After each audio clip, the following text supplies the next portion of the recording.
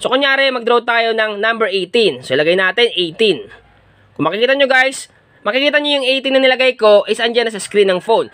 Z o kaya naman X. O ganun lang guys, napakalupit at napakaangas itong application kasi nga mismong sa ibabaw ng mga application na yan, automatic pwede tayo maglagay ng mga flames or drawings na gusto natin dito ilagay. So ngayon guys, may tuturo ako sa inyong napakalupit na tricks. So tricks to guys kung paano maglagay ng fire screen effect sa ating cellphone. Dito mismo guys sa ating screen, lalagyan natin ng mga flames, pwede tayo dito mag-drawing or kahit ano yung ilagay natin at may mga iba't ibang design. So ipapakita ko sa inyo kung paano maglagay ng fire screen effects gamit lamang yung application. Make sure lang na panoorin yung video hanggang matapos para malaman nyo kung paano gawin yung tricks na to. So una natin gagawin, pumunta tayo sa Play Store. Hanapin natin yung Play Store sa ating cellphone.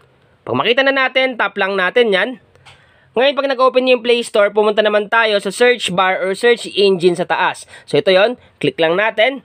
Then, ilagay natin dito yung name ng application. So, ilagay natin yung Fire in Phone Simulator. Yan guys, yung ilalagay natin, uulitin ko, Fire in Phone Simulator. Once na matype na natin yan, search lang natin. Para ma-search yan, tap lang natin tong magnifying lens sa baba. Click lang natin yan. Automatic lalabas yan sa pinakaunang result. Ito siya, click lang natin. Ito guys yung hanapin natin sa Google Play Store. Fire in Phone Simulator. Yung creator nito guys ay Just for Fun Mobile. Kung makikita nyo, meron na siyang 500k plus download. So napakarami na yung nagda-download sa kanya. Meron na rin siyang 4.6 stars in ratings. Ibig sabihin lang talaga, legit na legit yung application kasi marami nagre-rate sa kanya. At kung magbabasa naman kayo ng mga comments and reviews, halos puro positive comments yung mababasa nyo. Katibayan lamang yun guys sa talagang satisfied yung mga nagda-download itong application na Fire in Phone Simulator. Ang una natin gagawin, kailangan natin i-download at install itong application. Once na ma-download na natin at ma-install, wag muna kayo mag-skip sa video kasi tuturo ko sa inyo step by step kung paano i-set up yung app. Once na ma-install nyo na, click lang natin tong open. Click open. Sa unang bukas mo ng application, ito yung makikita mo. Yung start button na bilog sa gitna. Then dito naman guys, yung flame timeout, flame color. Then meron ditong category na fire at the bottom, transparent background, and fire sound. Ngayon guys, i-explain ko muna sa inyo. Una natin gagawin, dito muna tayo sa flame timeout. Nakalagay dyan 3 seconds. Kumbaga ito guys, yung limit or yung oras kung hanggang kailan tatagal yung nilagay mong flames or nilagay mong drawing or design sa screen ng phone natin. Nakaset siya sa 3 seconds. Pero pwede mo siya palitan, tap mo lang tong arrow dito. Then pwede mo siya palitan ng 1 second, 3 seconds, 6 seconds, 9 seconds, 15 seconds, and 20 seconds. Ngayon, pipiliin ko lang guys, mga 6 seconds lang. So, click natin itong 6 seconds. Sunod, dito naman tayo sa flame color. Marami ditong kulay guys sa pagpipilian. So, tap mo lang to guys na may kulay dito. Then, automatic, mamili ka lang kung anong kulay yung gusto mo. Meron dyang yellow, blue, white, pink, red, etc. So, napakarami. Pero, syempre, yung default muna, itatry natin. Itong kulay pula. Then, dito naman sa fire at the bottom, pwede nyo siyang i-check or pwedeng hindi. Kasi pag chinek nyo yan, automatic may lalabas ditong fire sa may pinakababa. So sa akin, hindi ko muna i-check.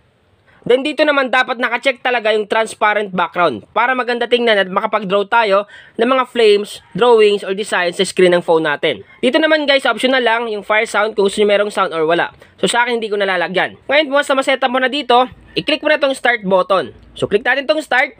Automatic guys, pwede na tayo mag-draw dito ng flames. Ang gagawin muna natin ngayon, exit muna natin siya. Exit natin. Then, i-click ulit natin yung application. So, one tap lang guys ha. Tap natin. So, automatic guys, pwede na tayo dito mag-draw ng flames. So, kunyari, mag-draw tayo ng number 18. So, ilagay natin 18. Kung makikita nyo guys, makikita nyo yung 18 na nilagay ko is andyan na sa screen ng phone. So, ganun kalapit itong fire screen effect na application. Ngayon, after 6 seconds, mawawala yan. So, pwede ka na ulit maglagay ng mga design na gusto mo. Once na nilagay mo siya, magka-countdown ka agad dyan. Then, after 6 seconds, mawawala yung fire screen effect. So, kahit ano ilagay nyo dito guys, pwede. Ngayon naman, kung gusto nyo palitan yung kulay, walang problema. Ang gagawin nyo lang guys, click nyo lang tong back. Okay, kahit nakaganito yung ating background, i-back mo lang siya. Then, automatic, babalik na tayo dun sa may application. Ngayon naman, kung gusto natin palitan yung kulay ng ating flames, walang problema. Click lang natin tong flame color dito, yung may kulay. Mamili tayo dito ng kulay, kunyari blue. Tap natin tong blue. Automatic guys, yung blue, i-okay lang natin para ma-activate. Medyo tagalan natin yung flame timeout nya. So, tap natin to. Then, iset natin guys sa 15 seconds. So, click natin tong 15 seconds. Then, once na ma-setup na natin, click start lang.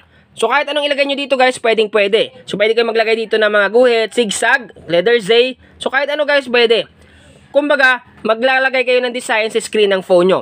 Makikita nyo guys, sa ibabaw mismo ng mga application, merong lumalabas na flames at pwede mo papalitan ng iba't ibang kulay. Pwede mo rin i-adjust yung time niya kung kailan mawawala yung flames. So kahit gumuhit ka sa gitna, automatic guys makikita mo dyan.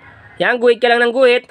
Kung mapapasin mo, may flames na dyan sa ibabaw ng phone mo. Ngayon, pwede mo siyang lagyan dito ng Z o kaya naman X. O ganun lang guys, napakalupit at napakaangas itong application kasi nga mismong sa ibabaw ng mga application na yan, pwede tayo maglagay ng mga flames or drawings na gusto natin dito ilagay. So sana guys may natutunan kayo ngayon. Once again naman, Tech PH, thank you and God bless all.